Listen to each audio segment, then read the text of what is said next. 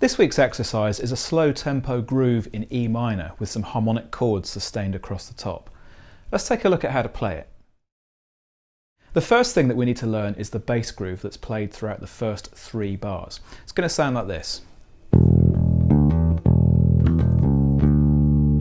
So we play the open E string twice, play a hammer on from D to E on the A string, we then play a ghost note on the E string, and then we play the open E string, like so. We then play the octave E on the A string and follow that with the open E string. And then we're going to finish the bar by playing C sharp and D, and those are the 4th and 5th frets on the A string.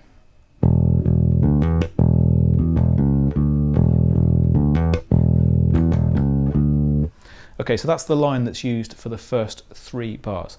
Now, the tricky part with this exercise is you need to play some harmonics across the top. So in the first bar, when we play that that first E string, we're going to pluck the harmonics at the 5th fret on the D and G strings at the same time to create that sound. So it creates an E minor chord because we get the G harmonic at the 5th fret of the G string, that gives us a minor 3rd, and then we get the D harmonic at the 5th fret of the D string, that gives us a minor 7th. That kind of sound.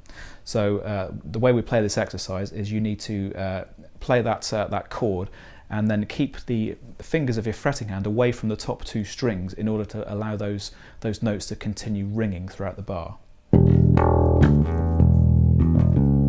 That kind of thing. Then in the second bar we do exactly the same thing, but the harmonics are going to be different.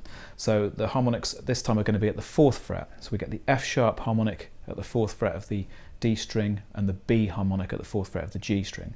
That gives us a 9th and the perfect 5th of the chord.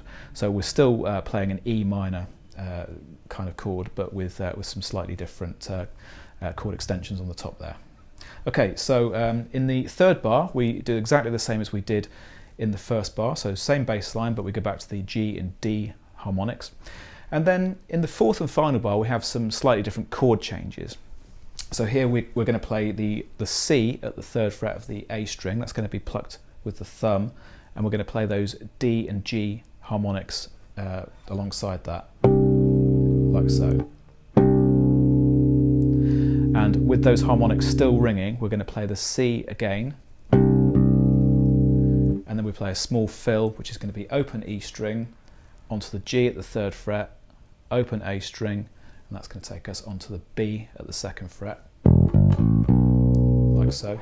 I'm going to leave that B ringing, and then we're going to play the harmonics at the 4th fret against it, like so. And we complete the bar by playing the lower B again. Okay, so the 4th bar, one more time.